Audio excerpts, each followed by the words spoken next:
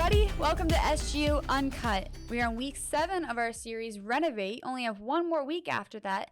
But before then, special guest with us today, Tim. Welcome to the show. Hi, Emily. Thank you for having me here. We're happy to have you. Do you want to introduce yourself to our viewers real quick? Sure. So again, my name is Tim. I've been at Nativity for many years since I was in middle school. Currently, I play piano for the Saturday Masses here at Nativity. And I also joined SGU only a couple months ago. It was like early summer, and I haven't looked back since. It's been a wonderful experience, made a lot of good friendships. And I think I am the oldest one in SGU. He's an old man. I don't know if you can tell by the beard, but... I'm probably the father of the group. But I love being here, and yeah, I made a lot of good close friends, and again, I haven't looked back. It's been an excellent experience, and I look forward to every Sunday when we either do it virtually or we meet in person. We love having you in group. We're in the same small group, so we get to grow together. It's awesome. Well, we're talking about forgiveness today, and this kind of topic, I'm just going to jump right in with the story. Is that okay? Yeah. Grab your popcorn. Let's go. Story time. So when I was in high school, I had this friend, Alexis, and we were inseparable. We did everything together. Like, we went to baseball games. We went to church. We met through church, and that made us both think that the friendship would last forever because it was rooted in something so strong, so stable. And it was kind of one of those friendships where someone would be like, "Where's Emily?" And someone would respond, "Wherever Alexis is." It's like we were always together. We were always there for each other, I thought. About 2 years into our friendship, I got caught up with some bad people who I thought were like older siblings to me. And they were kind and caring, but they were 8 years older than me. And that's why I saw them as older siblings. I mean, I have an older brother, and he had just gone to college. So it was kind of like I saw them as having that in my life again. But as time went on, they started to give me alcohol, and they would smoke around me. And I never got into that, but they would offer it. And I should have seen that as a red flag, but I didn't. And it kept getting worse and worse until one day they both made a move on me. And I was like, okay, this is over the line. I was not in it for this. I gotta go. And so I went to Alexis. I ran for help. I was like, I don't know what to do. I'm so far into this, and I'm getting really hurt. I'm so depressed and not myself. And for a couple weeks, she was there. She was helping me out. We would talk about things. She'd bring other like adults in to help me process. And it just got to be a lot, I think. So I try to give her the benefit of the doubt. Like, I know it's hard to help someone through the dark times, but when you think of a best friend, they're a best friend for a reason. Like, they're there for you in your hardest times, their darkest times when you need them the most. But she left anyway, and I could not wrap my brain around it, and I got angry. And the more angry I got, the more it drifted me away from any source of happiness. It pulled me away from God. I just got so angry. So what's it like for you when you get angry with someone for something they did to you? How do you react to it? Full disclosure, I am not an angry person. I might look threatening with this. There's no Hulk inside of you? No. Wait, I am. To come out? Or like, I was going to say like Clark Kent, like Superman. But do you have a Hulk impression for us at least? No. Come on. Definitely not. No, but so I'm not an angry person. Like, I rarely feel angry. And I can say, like, it's not the same story, but I went through some tough times. The like roughest part of my life it's probably like 2 months ago. And people from my small group were there like day and night to help me and just to process everything and to move forward and to listen to me, to talk with me. She took me out to lunch. I can't even tell you how many times I've told people, like, this person I've only known for 2 months has done more than any of my close friends. Took me out to lunch and talked with me. And there was a first day, and then like, so I drove us, and I remember driving back, and I felt so happy again in that moment. It was great. Getting a little sidetracked, but so I'm not an angry person. But I had some anger emotions over the past maybe month or so after I processed things and moved forward with what I was going through a tough breakup from a 5-year relationship. And it took a while for me to process, and that person changed. And when I started to just kind of go down the deep end, that person just didn't have any, it was like your best friend for 5 years just disappears. Doesn't want anything to do with you, doesn't really care, only concerned about themselves, no matter what the situation is, that made things worse. It was so hard to process. I still can't necessarily process it, but I don't have to. The thing is, I've learned from them, and I learned to sort of forgive, and that's basically what this whole conversation is going to be about. But I have felt some anger, and that's normal. Right. We get these emotions because of judgment or hate or just all these bad things that happen to us, it makes us angry. And that's normal. We're human. We're going to experience those kind of things. Right. And the important thing too is also to to not act out on those negative emotions. So if you're feeling anger, try to talk about it with somebody. Don't try to don't take it out on unhealthy habits. When I feel angry, like I'm 24, I'm at drinking age. So I like to have, a drink on occasion with friends socially, but I don't, when I was going through tough times and feeling those feelings, I don't touch anything. I try to just focus on eating, sleeping, and exercise. And exercise is my way to really take out the negative emotions in a positive way for myself and everybody else. Yeah, I'm the same way actually. Yeah, Good. Exercise is key. If you don't believe it, I didn't believe it at first either. I hate like running and stuff, but try it out. You will not see me running. You can't pay me to do that. But I used to say the same thing. But anyways, we as Christians, we need to have that mindset. We have Jesus as our example. I mean, you can look through the Bible. There is no example of a vengeful Jesus anywhere in the book. If you find it, let me know because I looked. But it's just not there because he's our example to not live a vengeful life, to not let hate live in our heart. But why do you think that's okay? Like, why should we have to be the bigger person? If we have a relationship with God, and if we really believe that, and if we try to talk to God and we pray, we know that we should be the bigger person. It's not the easiest thing to do. Speaking of like on a revenge topic, I'm a big nerd. I love video games. I'm going to use a quote from a video game that I really like called Red Dead Redemption 2. The main protagonist, his name's Arthur Morgan. He says, revenge is a fool's game. Because it is. You don't earn anything from it. You don't gain anything from it. All you do is hurt yourself. You throw yourself down a deep pit and you take the other person with you. Revenge hurts somebody.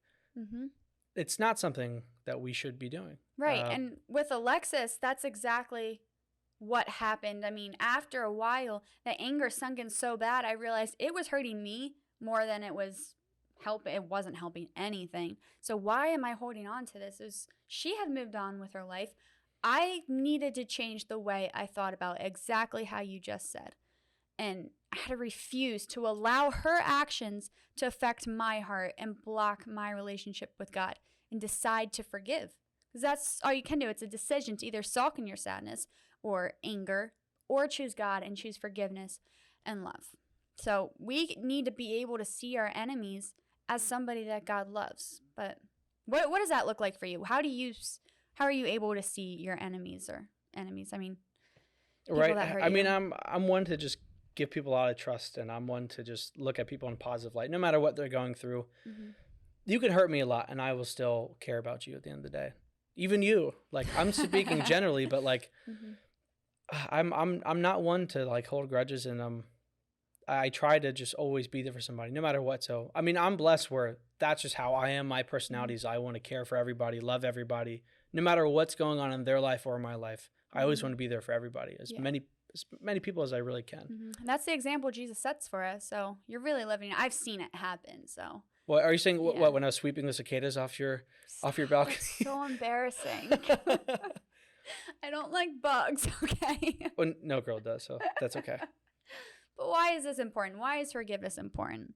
Because if my little thingy would work, a lack of forgiveness can be one of the biggest hindrances to live fully free in God. So if we let the lack of forgiveness weigh down our hearts, we have all this anger inside of us. There's no room left for God to move in. We were talking earlier, I mentioned it early in the series too, how you have an iPhone or whatever phone you have, there's storage on it. And if you let that build up too much, for me, I have like 30,000 videos and pictures on my phone. I understand that on a personal level. And I don't have room for any new ones. And that makes me sad because if I'm in a moment, I'm like, oh, let's take a picture. Oh, I can't.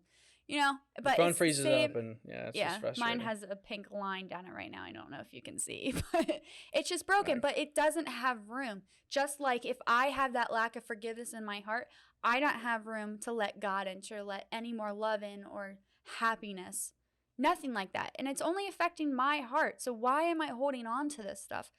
For no reason. There's room for a relationship with God if we clear it out, if we forgive others. But it's hard. Is it hard for you to live in forgiveness? It is. I mean, and forgiveness is not a thing that happens instantly. And like when you were going through a tough time a couple years ago, you might have not known how to forgive or how to forgive somebody Mm-hmm. at that time in your life. It takes a lot of maturity and just like self-reflection on life and situations to Mm-hmm. learn how to forgive somebody, but also to see the bigger purpose of forgiving somebody. Mm-hmm. You're more entitled, or you're more encouraged to do it when you realize when you don't do it, you're holding yourself back. You're hurting Mhm. yourself. You might think, instead of forgiving somebody, you could just try to you could try to get revenge in some way, but Mm-hmm. that holds you back. Right. As you said with the phone example, you can't really move forward if you're holding on to things. Mm-hmm. You can't. And as we were talking earlier, I realized some of that myself just listening to Emily talk. I was like, oh my gosh, maybe I'm holding myself back in some ways from things because I hold on to things, and not purposefully. I don't think any of Right. us do purposefully, but yeah, forgiveness takes time. It's depending on the situation, it can happen right away. Maybe it takes a little bit of time, but after some self-reflection and you sort of realize that you need to forgive, you're more encouraged to do it. And it's practice too. It does Yeah. take practice. Like anything else. Fake it till you make it, honestly. There you go. I'll say that good because point. if you don't even try, you're not going to get anywhere. So you have to learn to forgive somebody, at least say it, but also try to believe it. And then you will believe it. Work through it. Mm-hmm. I like that a lot. But so forgiveness, we need to, I can't talk anymore apparently. We need to understand what forgiveness is. It gets confused with a lot of things, I think. So before we jump into what it is, let's talk about what it's not, because I think that's harder to understand than what it even is. Right. So forgiveness is not excusing people's behavior. It's not condoning their actions and saying, it's okay that you did that to me, because it's not. Do you have any thoughts on that? Excusing people? I mean, yeah, no, I'm glad you brought that up because I'm not one to tell people you must act like this or you can't act like this. And at the same time, yeah, when you forgive someone, it's not that you're okaying things. Forgiveness is a much bigger picture than that. You'll see a couple other things on this slide, and it's none of those things that are going to come up. It's a larger thing.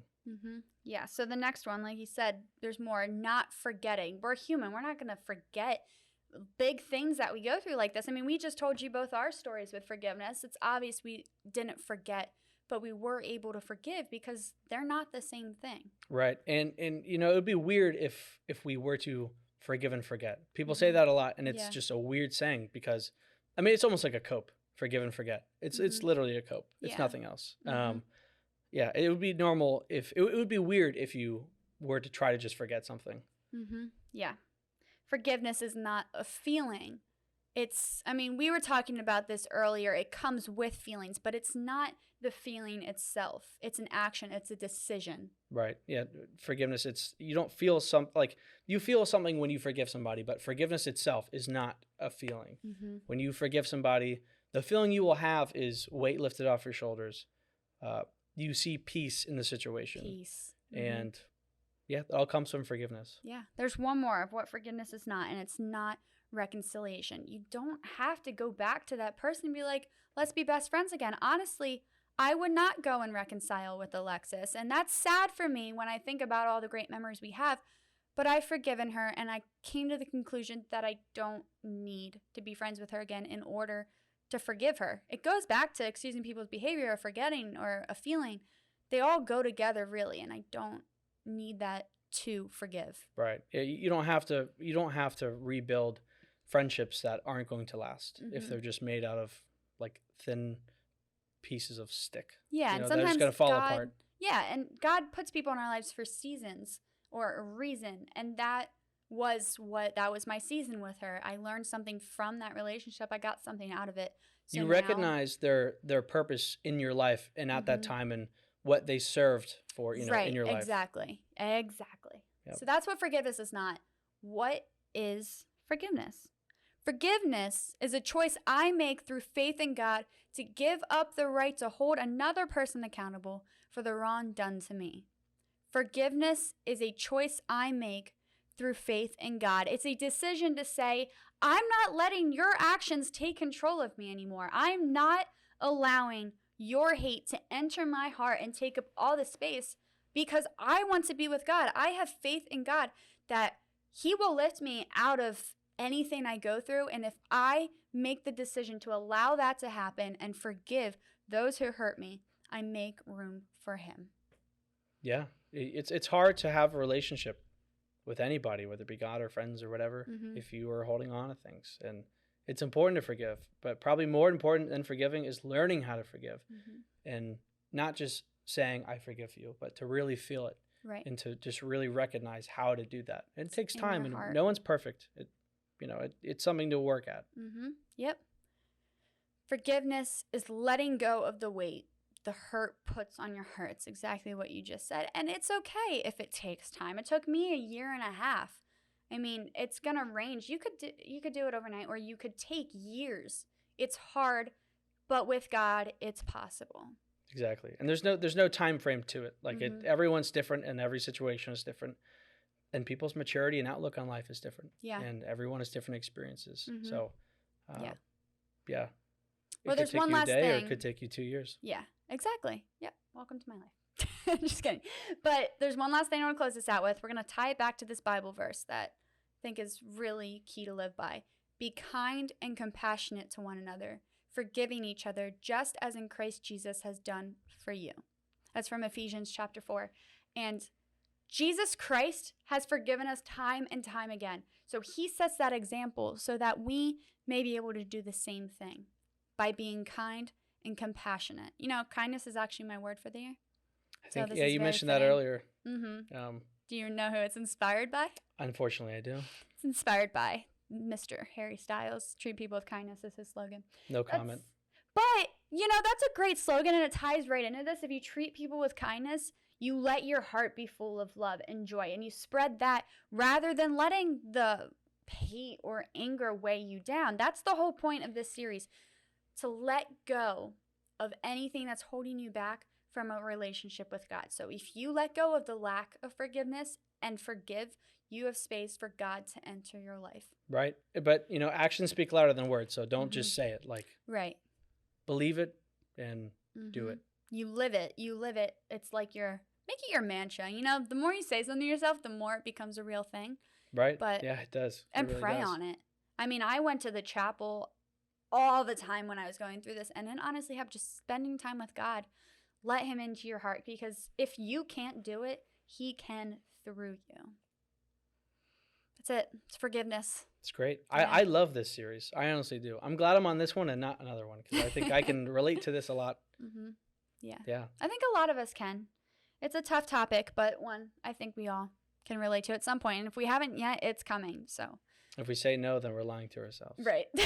Well, thank you for joining us today. Happy to be here. Thank you for having I appreciate you being on set. It was a great conversation. I loved it. I enjoyed this. Hopefully I'm back here on another series. But We'll have you back. nice meeting you all. Maybe. Thanks. We hope that our conversation here today fuels your conversation in small group. Thanks for joining us, and we'll see you again next week for week 8, the final week of our series, Renovate.